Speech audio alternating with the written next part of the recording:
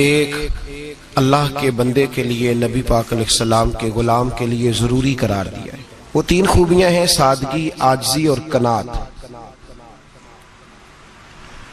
जिस आदमी के अंदर ये तीन बातें पाई जाती हैं कि वो सादा भी हो, इज्जो इनकिसार वाला भी हो, और जो चीज़ें अल्लाह ने उसे दी हो उस पर उसकी कनात भी हो, वो राजी भी हो, तो ऐसे शख्स पर अल्लाह तबारक व तआला की खास रहमत नाजिल होती है। जिस बंदे के अंदर ये सलाहियतें पाई जाएं। हम देखते हैं कि इस जमाने में सादगी, आजिज़ी और कनात वाला पहलू खासा मुश्किल होता चला जा रहा है। कोई भी बरादरी हो, कोई भी कबीला हो, कोई भी इलाका हो, लोगों को अपना आप दिखाने का बहुत शौक होता जा रहा है। मैं भी हूं, मुझे भी मानो, मेरी भी सुनो और मेरी भी तारीफ करो, मेरी तरफ भी तवज्जो करो, ये माहौल बन गया। अगर आप सादगी वाले नहीं होंगे तो फिर आपने कुछ चीजें उधार की ओढ़ी होंगी जो असल, सादगी जो होती है वो असल होती है, असल रूप होता है आदमी का। अगर आपके अंदर सादगी नहीं होगी तो फिर आपने कुछ चीजें ऐसी अपने ऊपर लागू कर रखी होंगी जो आपका असल नहीं। तो जब आदमी असल से हटता है तो बेसुकून होता है। अल्लाह तबारक व तआला ने मुंह में दांत बनाए हैं तो ये असल है। इनके अंदर धागे के बराबर भी कोई चीज चली जाए तो वो बेचैन कर देती है, क्योंकि वो असल नहीं होती। तो जब आप सादगी में रहेंगे तो असल जगह पे रहेंगे, असल जगह पे, फिर आप तकलीफ में मुब्तला नहीं होंगे। आजिज़ी का मतलब ये होता है कि आप अल्लाह के किसी बंदे को हकीर ना समझें, छोटा ना समझें, जलील ना समझें। एक होती है एहसासे कमतरी कि समझना कि मैं माली तौर पे मेरे पल्ले कोई शय नहीं है, देखो कितना, ये एहसासे कमतरी है। आजिज़ी ये होती है कि ये ना समझ ले बंदा कि मेरे अंदर सलाहियत ज्यादा है, ये कमी है, ये छोटा है, ये निकम्मा है, ये बिल्कुल गुनाहगार है, ये तकब्बुर है। आजिज़ी से रहें, अल्लाह के हर बंदे को अपने से अफजल समझें, आजिज़ी के साथ रहें। कनात ये है कि आपको जो अल्लाह ने दिया है समझें कि मेरा रब सबसे ज्यादा मेरे ऊपर ही मेहरबान है, उसने जो मुझे दिया है वो किसी और को नहीं दिया। ये शुक्र के तौर पर, तकब्बुर के तौर पे ये भी नहीं। कनात करें। आजिज़ी जब आपके अंदर होगी, सादगी होगी, तो जिंदगी इत्मीनान से गुजरेगी, सुकून से गुजरेगी। और आजिज़ी और सादगी का ये वाला तर्जुमा नहीं कि जिस बंदे ने मैले कपड़े डाले हो आप समझे कि ये बड़ा सादा आदमी है जी, हफ्ता आया ना आया नहीं तो सादा है। ये सादगी नहीं होती। नफासत तो हुसैन है इस्लाम का। नबी पाक सल्लल्लाहु अलैहि वसल्लम ने एक मालदार आदमी को फटे पुराने कपड़े पहने हुए देखा था तो हुजूर ने मना किया था। फरमाया अगर अल्लाह नेमत देता है तो बंदे पर उसका असर देखना भी पसंद फरमाता है। अच्छे कपड़े छोड़ दें तो आप सादा हो गए, ये मतलब नहीं। बहुत सारे गरीब लोग भी सादे नहीं होते, जो हर वक्त कहता रहता है मैं किसी चौधरी को कुछ नहीं समझता, तो वो सादा है। जो कहता रहता है कोई नहीं मेरी नजर में, मैं आप बड़ा सियाना हूं, फलाना बंदा आया तो मैंने लाजवाब कर दिया, दो बातें नहीं फिर वो कर सका आगे से, तो आप सादे? आप तो बड़े महान तेज आदमी है भाई, आप तो अपनी करामत सुना रहे। सादगी का मतलब है बेतकल्लफ जिंदगी, जिसमें कोई तकल्लुफ ना पाया जाए। जो बंदा हो वही वो बयान करे, ये सादगी है। ये सादगी के खिलाफ है कि आप जो नहीं है वो आप। मेरा एक तजर्बा है, इसको आप कुरान और हदीस का निचोड़ ना समझिएगा, मेरी जाती बात है तो इसको जादी रहने दीजिएगा। कभी कभी मैं परेशान होता हूं। आप किसी की दावत खाने जाए ना, वो अकीके की हो, वलीमे की हो, कोई भी हो, अच्छा जब आप खा लेते हैं ना तो फिर वो आदमी मुतालबा करता है कि आप उसकी तारीफ करें, फिर उसका ये मुतालबा होता है। वो बिल्कुल मेरी तरह का देहाती भी हो तो कहता है मैं मुंडिया नूं कल आख्या कि लियाओ फिर कोई कट्टा चंगा तगड़ा जिहा, अज जी आखन ना कि जनाब एदी दावत सी ते इस पकाए कुछ नहीं। वो फिर जिसले कट्टा एडा वधिया लिया के नाई अगे रखा तो उन्हें पहली बार इंज दा वेख्या सी, उन्हें फिर बनाया कि कमाल कर छड़ी। मुतालबा क्या है उसका भला? तुहानू आखे कि जिंज दी तुसां रोटी पकाई मैं कदे नहीं खादी। ये हर आदमी का मुतालबा, हर आदमी। जनाब मैं सवेरे गया हूं तो ताजी सब्जी स्पेशल आपके लिए मैं लेके आया हूं, और ये वो वाली लाया हूं जो मिलती नहीं थी पूरी दुनिया से, सिर्फ मुझे मिली है। तो ये आजिज़ी नहीं, ये सादगी नहीं, ये बनावट है। ये मैं अमीर गरीब, ये सारे लोग ये काम करते हैं, सारे। जो हम नहीं वो हम बन के दिखाते हैं, जो हम हैं नहीं वो हम बनते हैं। उसका नुकसान ये होता है कि जब वो चीज जो असल नहीं होती वो आती है तो तकलीफ देती है। नबी पाक अलैहिस्सलाम की जिंदगी सादी थी। किस तरह की सादी थी? दो जुमले, हजरत अब्दुल्ला इब्ने अब्बास के दो जुमले और बात खत्म कर दी। फरमाते हैं मेरे रसूल पाक अलैहिस्सलाम की जिंदगी सादी थी। ये कैसी सादी थी? फरमाते हैं जो मिलता था हुजूर पहन लेते थे, जो सामने आता था खा लेते थे। कोई तकल्लुफ नहीं कि मैंने ये नहीं खाना, ये खाना है, ये नहीं लेना, ये लेना है। ये मिजाज नहीं, तबीयत नहीं। हमारी तो पसंद नापसंद होती है ना। हुजूर को कद्दू ज्यादा पसंद था, ये तो आपको हदीस में मिलेगा, ये तो मिलेगा। लेकिन ये नहीं मिलेगा कि नबी पाक सल्लल्लाहु अलैहि वसल्लम को गंदम नापसंद थी, ये नहीं मिलेगा। आपको ये तो मिलेगा कि रसूल पाक को दूध ज्यादा पसंद था, ये नहीं मिलेगा कि सादा पानी नापसंद था। ये तो आपको मिलेगा कि नबी करीम सैयद आलम सल्लल्लाहु अलैहि वसल्लम जमीर पर सोने को पसंद करते थे। ये नहीं मिलेगा कि चारपाई पे सोने को नापसंद करते थे। यानी हुजूर की जिंदगी सादी है, उसमें तकल्लुफ हमारी पसंद नापसंद होती है, और जो जोश है हमें पसंद नहीं वो फिर है ही नहीं सही, वो गलत हो गई फौरन, वो सिरे से उसका कोई असर ही नहीं रहा, वो बिल्कुल तबाह हो गई। मेरे हबीब पाक सैयद आलम अलैहिस्सलाम ने सादी जिंदगी गुजारी और आजिज़ी वाली जिंदगी गुजारी। हम लोग आजिज नहीं होते, आजिज नहीं हो। अगर हम लोग आजिज हो जाए तो लड़ाइयां खत्म हो जाए। हर खानदान में हर घर में लड़ाई है, इसका मतलब है कि आजिज़ी, जहां आजिज़ी होती है वहां लड़ाई नहीं होती, झगड़ा नहीं होता। हमारा भाई से, भतीजे से, भांजे से, बीवी से, ससुराल वालों से, रिश्तेदारों से, भाइयों से अगर इख्तलाफ चल रहा है और हर जगह चल रहा है तो सारी जगह तो गलतियां नहीं ना पाई जाती, कहीं हमारी भी गलती होती है।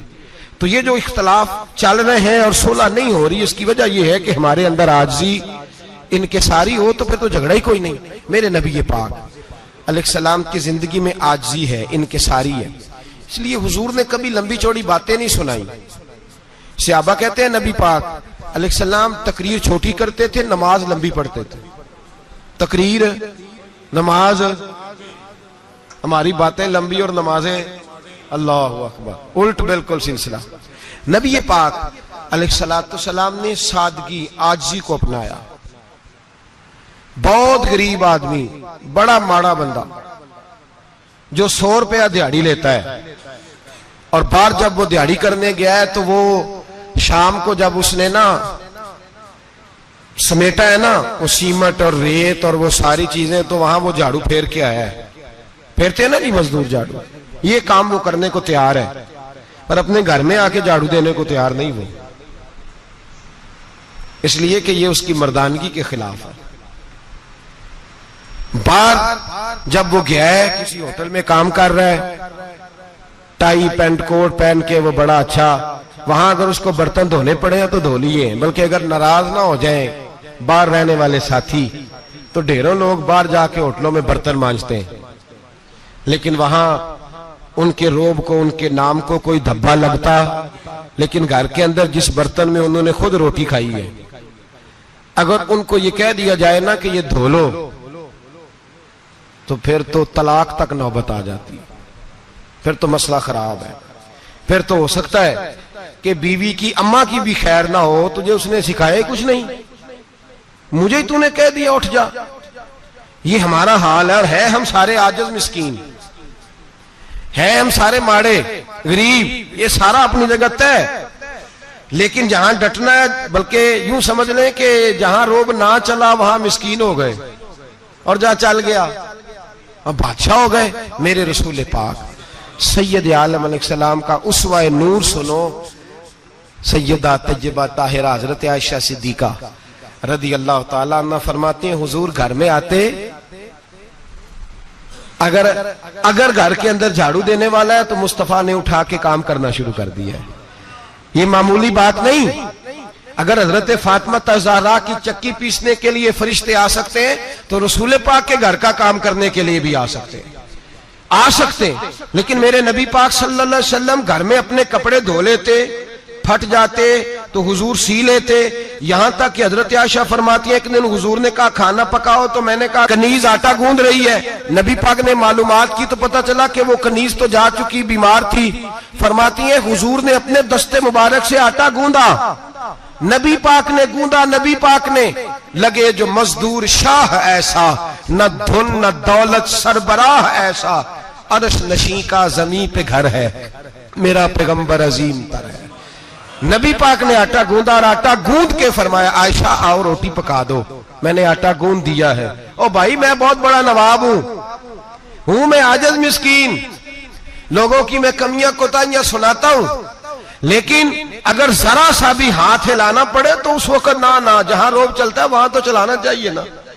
जितना हमारा दबदबा बनता है, आजिज़ी इनकिसारी, ये इंसान को संवारती है, ये उसको सुकून देती है, ये उसके अंदर पैदा करती है वो चीज जो उसे अल्लाह के करीब करती है। अगर आप बड़े हैं तो फिर आप बड़े ही रह जाएंगे, बन कुछ नहीं सकेंगे।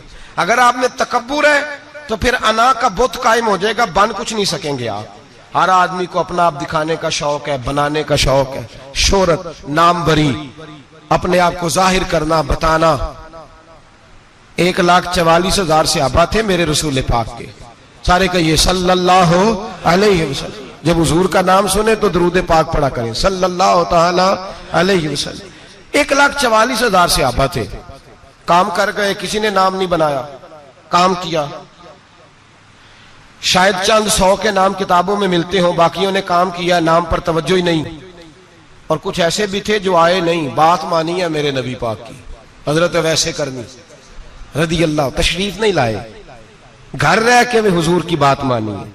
माँ की खिदमत करो, नहीं आए, खिदमत करी, तशरीफ नहीं लाए, घर रह के बात मानी। दर्जा क्या दिया मेरे रसूल पाक अलैहिस्सलाम ने? ड्यूटी लगाई मौला अली शेर खुदा की, हजरत उमर फारूक रदी अल्लाह ताला।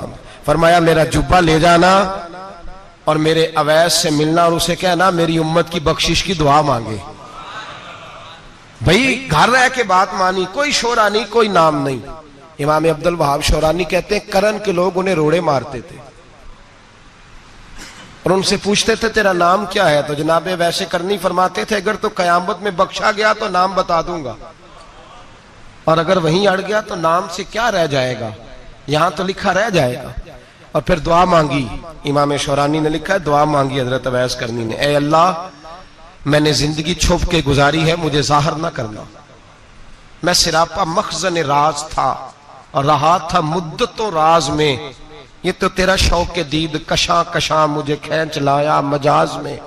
ए अल्लाह मैंने पर्दे में वक्त गुजारा है, अल्लाह मस्तुरना बिसुतरी कल जमील। ए अल्लाह बस मुझे पर्दों में रखना, पर्दों में उठ बुलिया चल उथे बसीए, जिथे बस देनी सारे अन्ने, ना कोई साडी जात पछाणे ना कोई सानू मन्ने। ए अल्लाह मुझे पर्दा दे, शोहरत नहीं चाहिए, मेरा नाम ना हो, कोई जाने कोई पहचाने ना, बस मैं तेरा हूं तो छुप के तेरे पास आ जाओ। इमाम फरमाते अल्लाह 70,000 फरिश्ते कयामत के दिन हजरत अवैसे करनी की शक्ल के पैदा करेगा और उन फरिश्तों के अंदर छुपा के जनाबे अवैस को अपनी और अपने महबूब की बारगाह तक ले जाएगा, चूंकि वो छुपे रहे, जरूरत नहीं। मैं सिरापा मखजन राज था, मैं तो रहा था मुद्दतों राज में, ये तो तेरा शौक के दीद कशा कशा मुझे खींच लाया मजाज में, शौक नहीं। मुझे भी पूछ लो, मेरा भी नाम ले लो। अब तो इस कदर ज्यादा अना का बुत आ गया, रोटी खिलाओ, जिसको खिलाई उसकी फोटो खींच के फेसबुक पे दो, पानी पिलाया तो पहले उसकी फोटो दे लो, अगर सलाम लिया तो पहले छोड़ दो यार, बस करो। ये अना के बुत बना लिए हम लोग, किस चक्कर में पड़ गई है दुनिया। एक गरीब को 2, 4, 5 रुपए क्या दे दिए, एक आटे का थैले का दे दिया, 4 अखबारों में खबर दे दी, ये आजिज़ी है, ये तरीका है। अब तो लोग यहां तक रियाकारी करने लगे, नमाज पढ़ने के लिए आते हैं तो पहले फोटो खींच के आते हैं, जुम्मे की तैयारी करते हुए, बस कर दें, बस करें। कहीं रुके, किसी जगह स्टॉप करें, अपने अंदर इंकिसारी पैदा करें। जो खत्म हो गया वो बच गया, जो अपने आप को बनाता रहा वो कभी बन ना सका।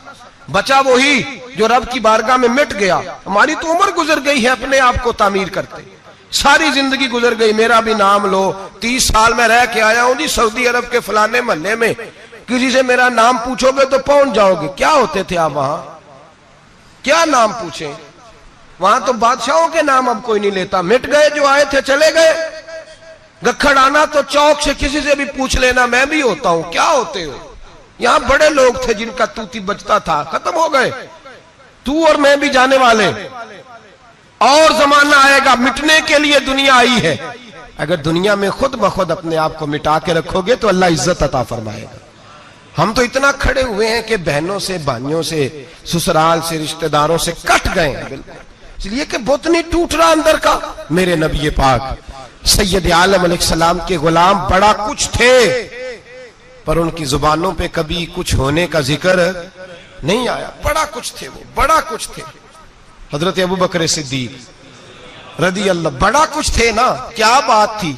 मेरे मुस्तफा करीम सैयद आलम सल्लल्लाहु अलैहि वसल्लम ने फरमाया, अबू बकर मेरा वो खलील है कि दुनिया में भी मेरा सज्जन है, कयामत में भी मेरा दोस्त होगा, दुनिया और आखिरत में। वही अबू बकर है। मोहल्ले में 7 गरीब बच्चियां रहती हैं, वो कहती हैं हमारी बकरियां, बाप फौत हो गया, बकरियों का दूध धो दो। तो अबू बकर सिद्दीक बकरियों का दूध धोने चले जाते हैं, उनके घर का काम काज करके आते हैं। सैयदना उमर फारूक, मेरे नबी पाक अलैहिस्सलाम ने फरमाया, फरिश्ते 950 साल मेरे उम्र की शान बयान करें तो खत्म नहीं हो सकती। इतना बड़ा शख्स उमर फारूक, इतना बड़ा आदमी। एक दिन ऐलान किया उमर फारूक ने, लोगों मस्जिद में आओ, बात करनी है। अमीरुल मोमिनीन का पैगाम है, सारे मस्जिद में आ जाए। खचाखच मस्जिद नबी सहाबा से भर गई। और ऐसा जब ऐलान होता था तो सहाबा दौड़ के आते थे, शायद को जंग है, शायद किसी ने हमला कर दिया है, शायद कोई नई बात है। दौड़े आए लोग, मस्जिद नबी खचाखच भर गई। सैयदना फारूक आजम रदी अल्लाह तआला अन्हु मिंबर पे बैठे। हजरत अब्दुर रहमान इब्ने औफ रदी अल्लाह तआला अन्हु फरमाते हैं कि सहाबा तजस्सुस के देख रहे हैं कि पता नहीं किसी तरफ से पैगाम नहीं आ गया, कोई काफिर हमला नहीं करने लगा, अल्लाह जाने क्या हुआ है, बड़ी परेशानी है। उमर बैठे, अल्लाह की हम्द की, नबी पाक सल्लल्लाहु अलैहि वसल्लम पर दुरूद पढ़ा, और फिर उमर फारूक बोले, फरमाने लगे, मैं जब मक्के में रहता था ना तो कभी घर में कहत आ जाता था, कभी कहत आता था घर में, बकरियों के दूध खुश्क हो जाते थे, गंदम नहीं मिलती थी, पानी नहीं होता था। तो फरमाया मेरी अम्मा मुझे खाला के घर भेज देती थी। कबीला बनु मखजूम, उस कबीले में मेरी खाला की शादी हुई थी, तो वो मालदार लोग थे, उनके पास ज्यादा बकरियां, ज्यादा ऊंट, ज्यादा गायें, ज्यादा खेत थे। हजरत उमर फारूक फरमाने लगे, मैं उनके घर जाता तो मेरे खालू समझ जाते कि उमर को इसलिए भेजा गया है कि कहत आ गया है। फरमाते हैं वो मुझे सवेरे बकरियां चराने ले जाते, शाम तक मैं उनकी बकरियां चराता। अमीरुल मोमिनीन उमर, एक तरफ मसला यह है कि कैसर किसरा की दीवारें हिल रही हैं उमर के नारों से, और इधर उमर मिंबर पे बैठ के खुतबे दे रहे हैं। फरमाते हैं मैं बकरियां चराता, शाम तक खाला के घर जाके मजदूरी करता, और फरमाते हैं शाम होती तो एक मुट्ठी किशमिश मुझे देते वो। आप फरमाते हैं मैं बड़े कद वाला था, एक मुट्ठी किशमिश मिलती है, कभी एक मुट्ठी खजूरें, मैं शाम को खा के सो जाता। कई महीने यूं ही गुजरते तो मेरी अम्मा का पैगाम आता कि हालात सही हो गया, मेरे बेटे को भेज दो। ये बात कही, हजरत उमर रोने लगे और फिर कहने लगे अब वो वक्त आया है कि लोग मुझे अमीरुल मोमिनीन उमर कह के पुकारते हैं। बस ये 2 बातें की। उमर ने कहा चलो जोहर का वक्त हो गया, अजान पढ़ो, उठो नमाज पढ़े, उठो। अजान हुई, इकामत हुई, जनाबे उमर ने नमाज पढ़ाई, लोग चले गए। तो सैयदना अब्दुर रहमान इब्ने औफ डराना था जनाबे उमर से, बाजू पकड़ के कहने लगे उमर सियाना बंदा यार, तू ये 2 बातें सुनाने के लिए इतना मजमा इकट्ठा किया था, ये 2 बातें कहने के लिए कि मैं खाला के घर जाके मजदूरी करता था तो एक मुट्ठी किशमिश मिलती थी, एक मुट्ठी खजूरें, ये कहने के लिए कि मैं बकरियां चराया करता था। तो हजरत उमर फारूक रदी अल्लाह तआला अन्हु फिर रोए, फिर आंखों में आंसू आए। कहने लगे अब्दुर रहमान, आज ना मिस्र शाम से कुछ लोग आए थे और वो बता रहे थे कि उमर तेरा डंका वहां भी बड़ा बजता है, वो मुझे कह रहे थे तेरे नाम के वहां भी बड़े दबदबे हैं, बड़े तज़किरे हैं। तो मेरा नफ्स मुझे कह रहा था उमर देखा तू यहां बैठा है और वहां तेरे नाम का शोर हो रहा है, मुझे इसने बड़ा किया है। तो मैंने आज मुस्तफा के सारे गुलाम इकट्ठे करके अपनी औकात बता दी है। मैंने अपनी औकात बताई है कि मैं कुछ नहीं, कोई शय नहीं, कोई चीज ही नहीं, असी किसी दे कुछ नहीं जे लगदे, ना कोई साडा दर्दी। मैंने बताया है कि मैं तो किसी के बकरियां चरा के एक मुट्ठी किशमिश लेके गुजारा किया करता था। गुजारा मुझे मेरे कुछ साथी ना ले गए गुजरांवाला सर्दियों के मौसम में, मुझे कहने लगे स्वेटर पसंद कर ले अपनी मर्जी का। तो मैंने कहा यार मुझे तो वही मजा आता है जो मेरी अम्मा क्रोशिये से बनाया करती थी। वो पहले अब्बा पहनते थे, फिर वही स्वेटर बड़ा भाई पहनता था, फिर हमारे खाते में आ गया। और फिर उसकी तारीफें होती थी गुर्बत छुपाने के लिए, उसकी तारीफें होती थी, बड़ी मेहनत से बना है जी, क्या बात है, बड़ा गर्म है। तो अब छोटे भाई को दे दिया जाए। हमने कहा वही जमाना देखा है, वही रंग देखा हुआ है और उस पर फख्र है। अब तो लोग जब कुछ हो जाता है ना, 2-4 लोग जानने लगते हैं तो लोग फटाफट दावा कर देते हैं खानदानी रईस आजम हूं, बड़ी बात है। ऐसी कोई बात नहीं। जिसको अपना आप याद रहता है उसे खुदा भी याद रहता है, जिसे अपना आप याद रहता है उसे रसूलुल्लाह भी याद रहते हैं, जिसे अपना आप याद रहता है उसकी नजर में दूसरे लोग भी कुछ होते हैं।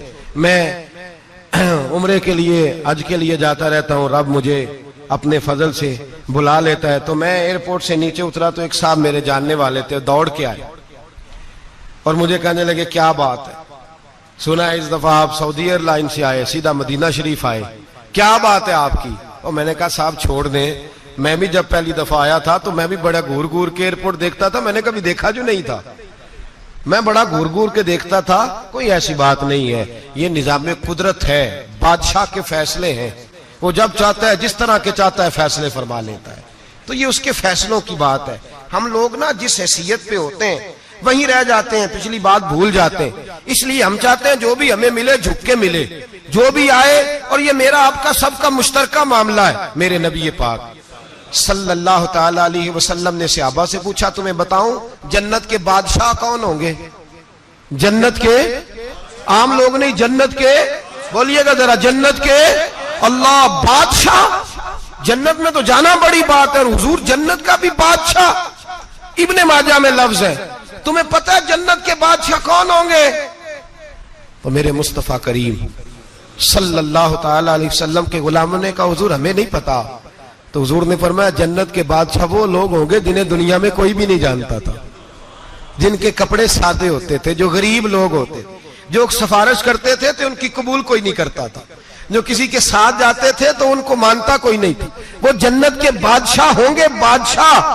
और फरमाया क़यामत के दिन जब लोग उन्हें देखेंगे तो उन पर फख्र करेंगे, रश्क करेंगे, कहेंगे क्या बात है तुम्हारी।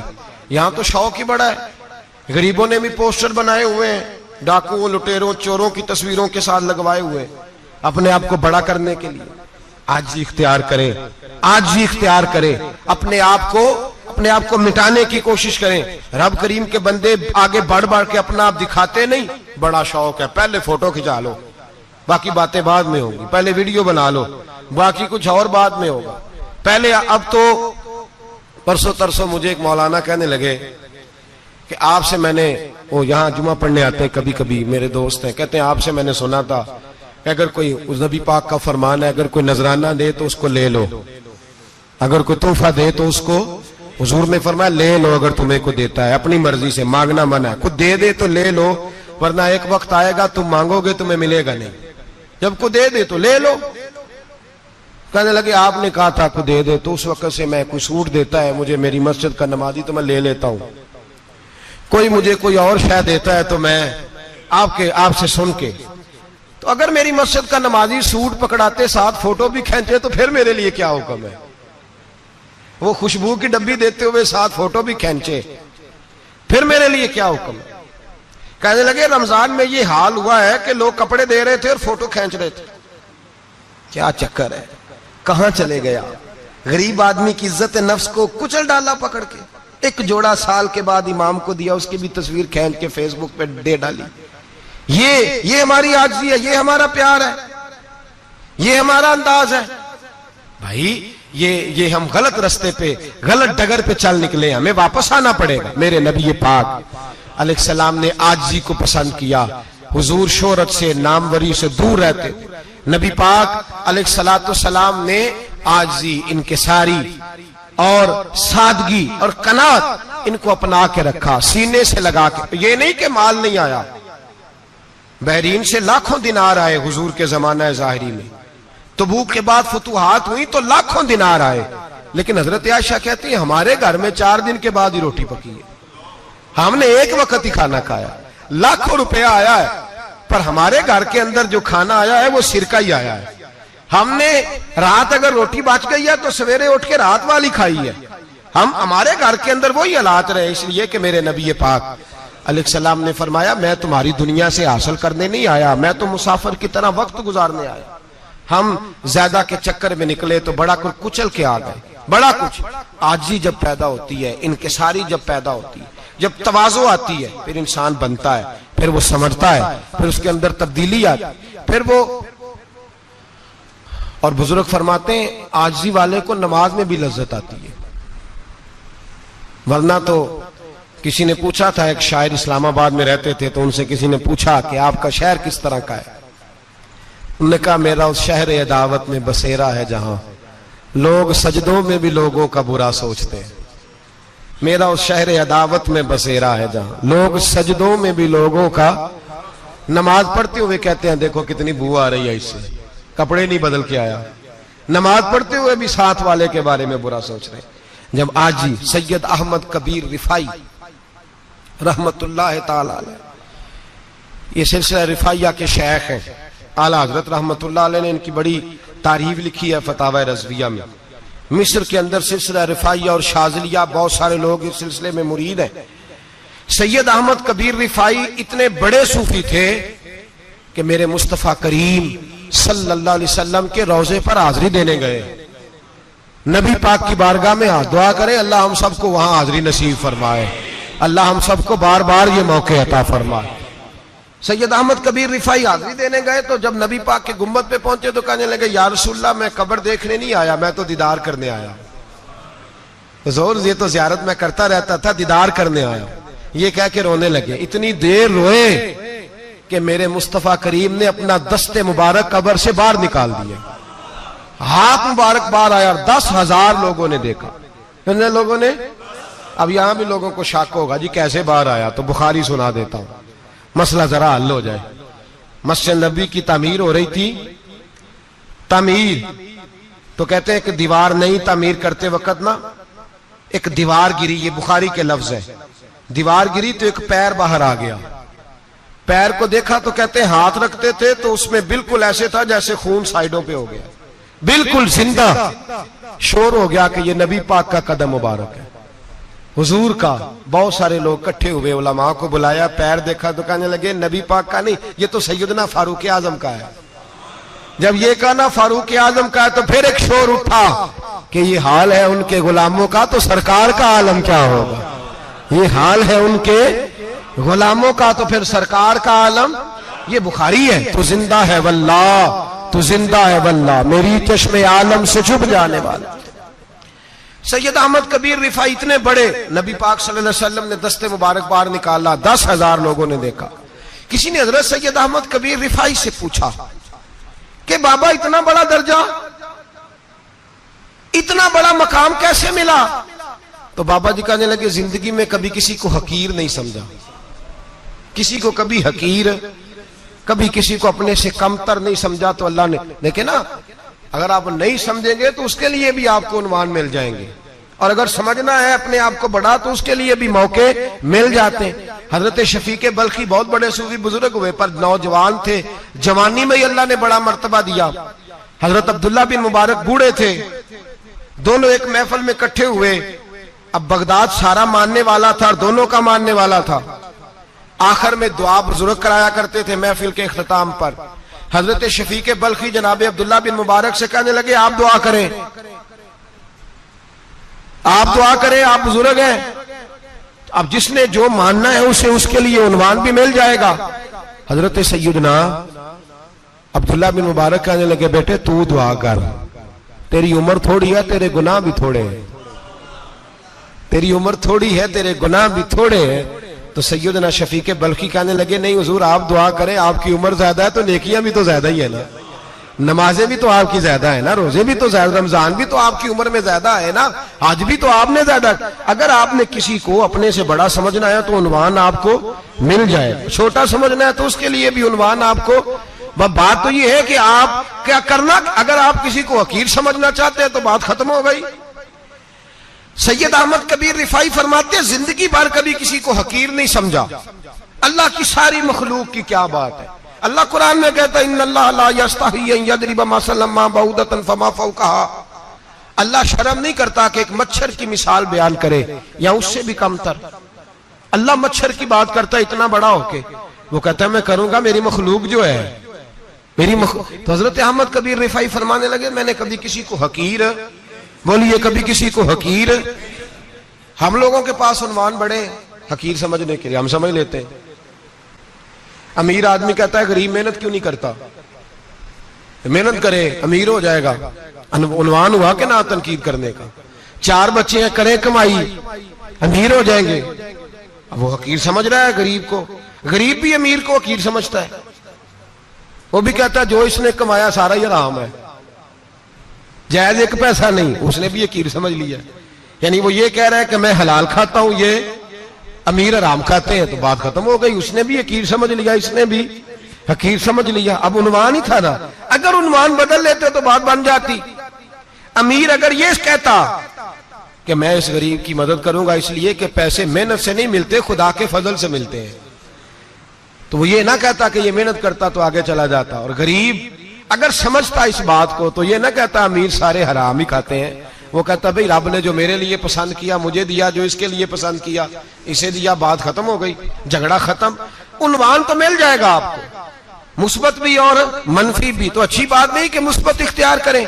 सैयद अहमद कबीर रिफाई कहते मैं गुजर रहा था, एक दिन मेरे साथ ऐसा हुआ कि मैं गुजर रहा था खेत के अंदर से, इधर भी पानी था इधर भी पानी था। होता है ना पानी पानी होता है फसलों में कई दफा। कब होता है ज्यादा पानी? नहीं, जो कद्दू करीद है जी, और जब कद्दू करते हैं ना तो दोनों जाने पानी भरा होता है ना जी, वो ट्रैक्टर भी पानी में चलता है। मैं पेंडू हूं ना, मुझे ज्यादा पता है क्या हालात होते हैं। तो वो इधर भी पानी इधर भी पानी, तो दरमियान में से वो मुंडेर होती है छोटी सी, वाटा खीदा अपनी जुबान है। तो कहते इधर भी पानी था इधर भी पानी था। सैयद अहमद कबीर रिफाई कहते हैं मैं गुजर रहा था, असर की नमाज का टाइम हो गया, मैं जल्दी जल्दी जा रहा, सामने से कुत्ता आ गया। इंसान अशरफुल मखलूकात है, लेकिन वो अल्लाह का शुक्र करेगा कि उसने मुझे अशरफ बनाया है। ये नहीं कह सकता कि ये मखलूक हकीर है, ये बुरी है, ये नहीं कह सकता। शुक्र करे कि मुझे अल्लाह ने अशरफुल। सैयद अहमद कबीर रिफाई कहते हैं कुत्ता आ गया सामने से। अब कुत्ता आया तो मुझे जल्दी थी, कुत्ता भी भीगा हुआ था। अब मेरा दिल करे कि कुत्ता नीचे उतरे तो मैं गुजरूं, कुत्ता खड़ा है कि ये साइड पे हो तो मैं गुजरूं। कहते हैं देर हो गई तो मुझे डर लगता था, मैंने कभी कुत्ते को भी नहीं झिड़का था, कभी कुत्ते को भी, अपनी इतनी हैसियत ही नहीं, झिड़का ही नहीं कभी किसी को। आप फरमाते हैं देर हो गई तो मैंने कहा या अल्लाह, हजरत सैयद अहमद कबीर कहते हैं मैंने कहा या अल्लाह इस कुत्ते को जुबान ही दे दे, मैं इसे कुछ समझा ही दूं, इसे जुबान ही दे दे, तू तो कादर मुतलक है।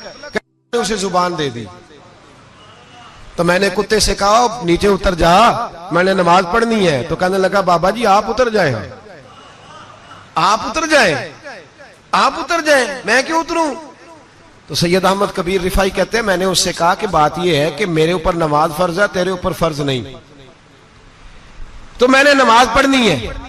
अगर मैं खेत में उतर गया तो कीचड़ है, मेरे कपड़ों को मिट्टी लग जाएगी, पता नहीं पानी पाक है कि नापाक है, तो तू उतर जा, तेरे ऊपर नमाज नहीं फर्ज, तो मुझे जाने दे। तो सैयद अहमद कबीर रिफाई कहते हैं उसने ऐसी बात की कि मेरे ऊपर वजब तारी हो गया। कुत्ते ने बात की तो मैं कांपने लगा। राती जागे शेख सदावे, राती जाग दे कुत्ते, तैथों उत्ते मालक दा दर मूल न छड़ दे, भावे मारो 100 जुत्ते, तैथों उत्ते वो एक बुरकी दा कदर पछानन, भावे मालक हो मन सुते, तैथों उत्ते रुखा सुखा खा दिने जार रुखा विच सुते ते तैथू उत्ते उठ बुलिया चल यार मना लै नहीं ते बाजी लै गए नहीं कुत्ते।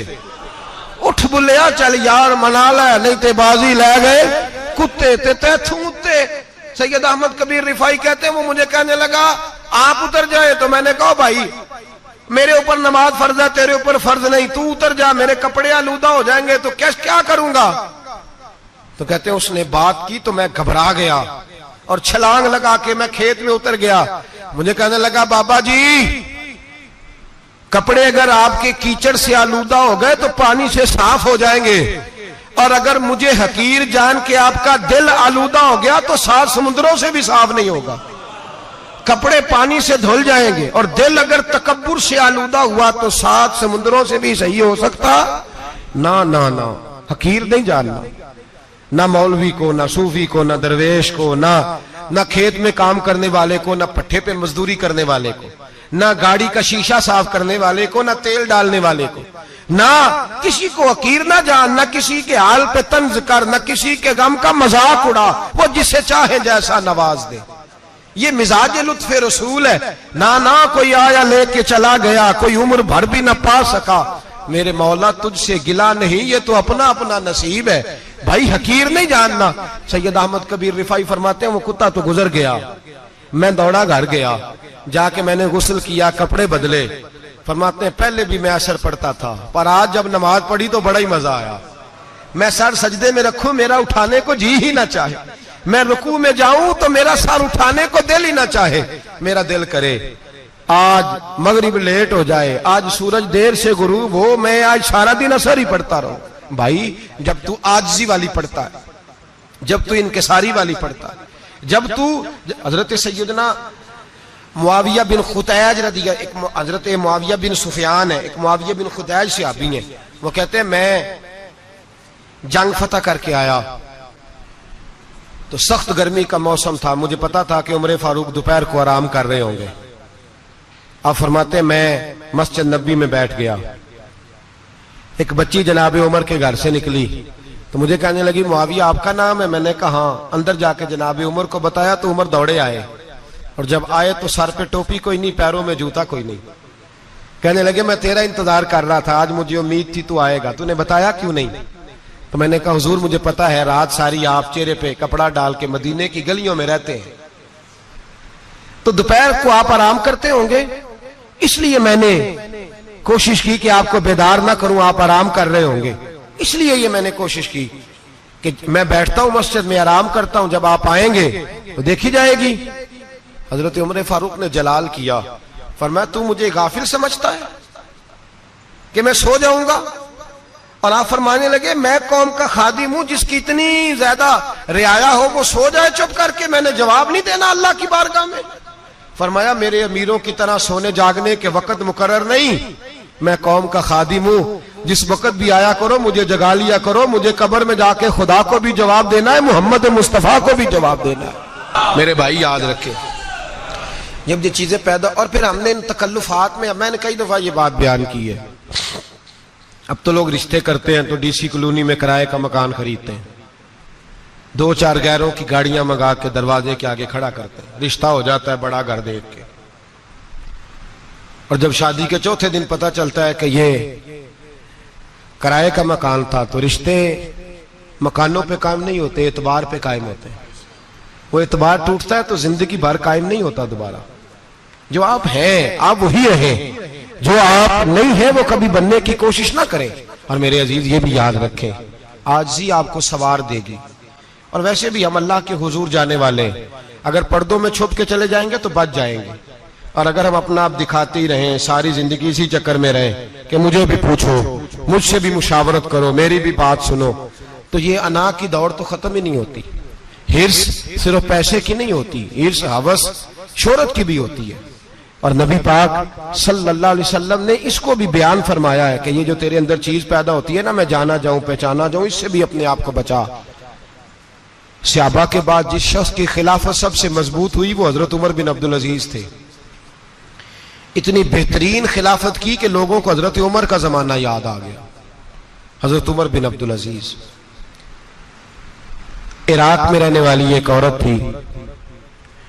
उस औरत का खामद फौत हो गया तो 5 बच्चियां यतीम थी।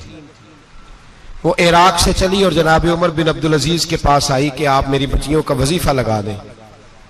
वो कहती है जब मैं पहुंची ना, यहां तो अब तो इस्तकबाल, आना जाना बड़े मामलात है।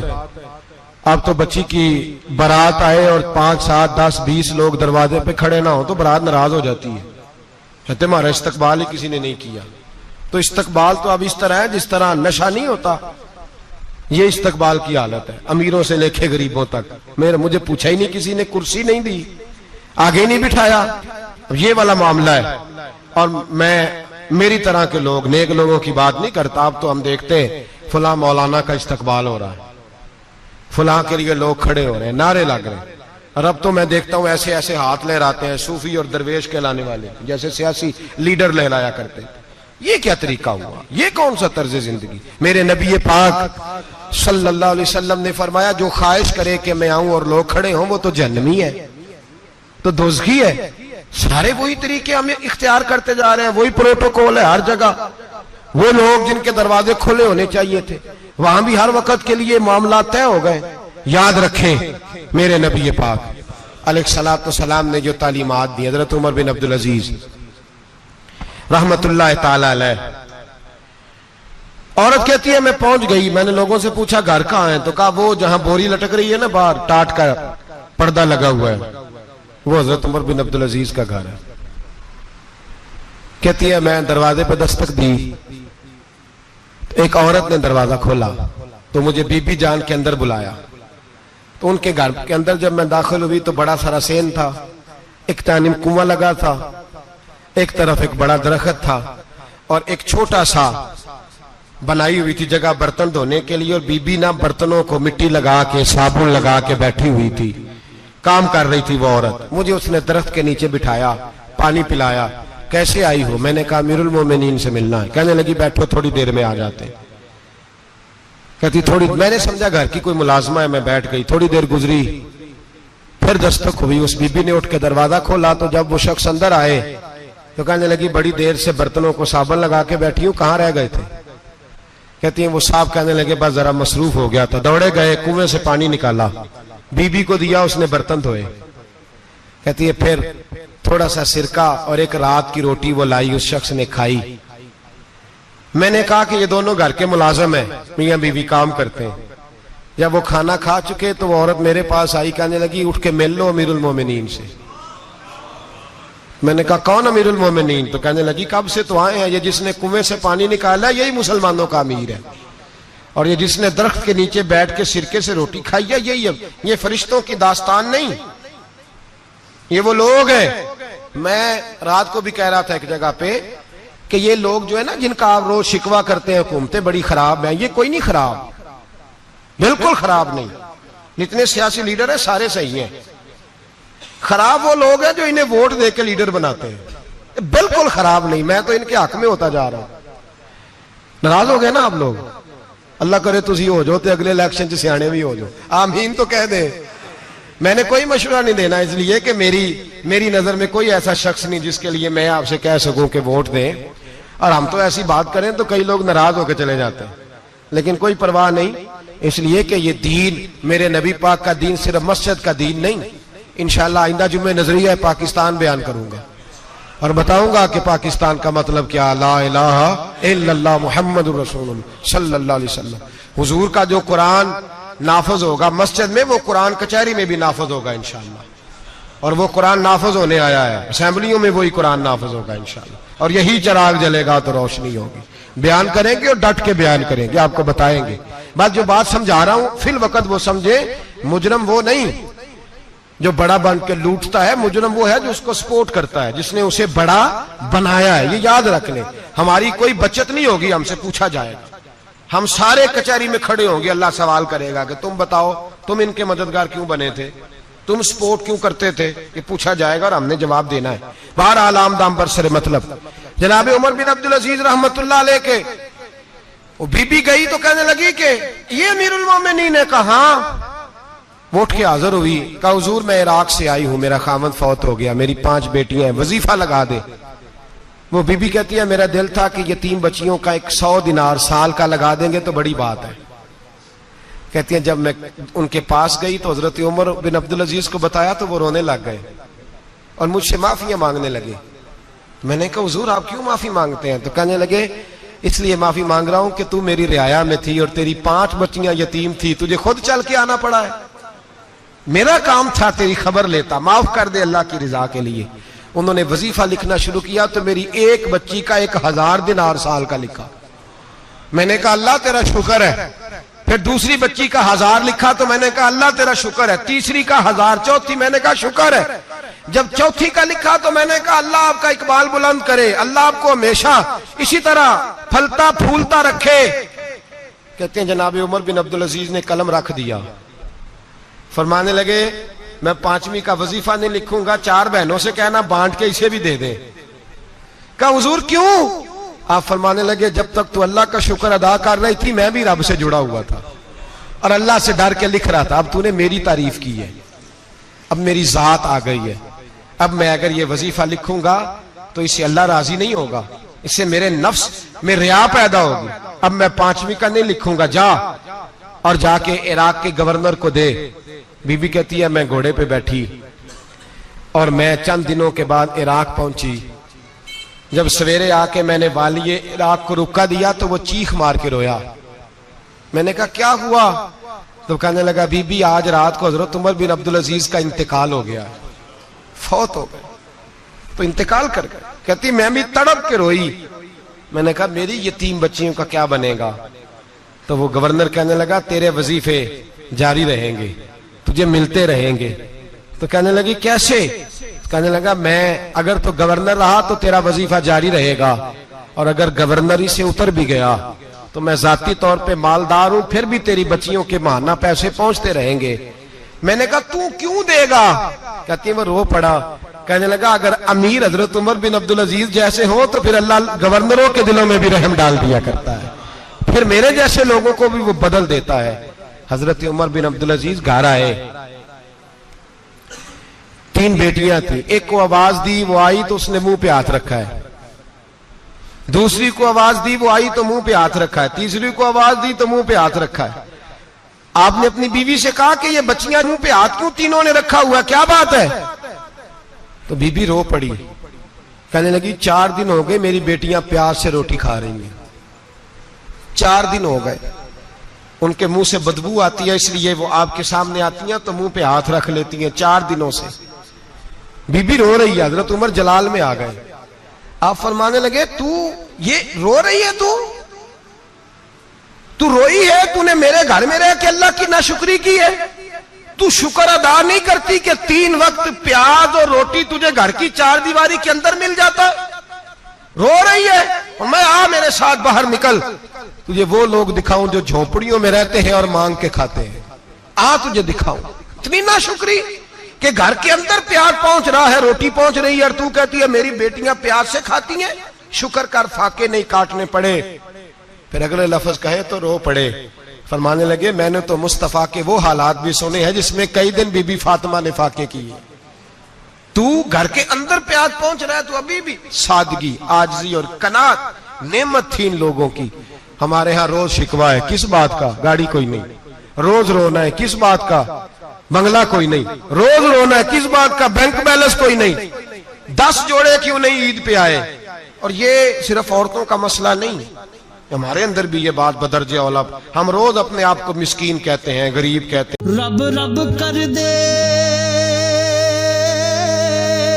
बुढ़े हो गए अते मुल्ला पंडित सारे, रब दा खोज खुरा ना लब्बा अते ना कीते बई नजारे।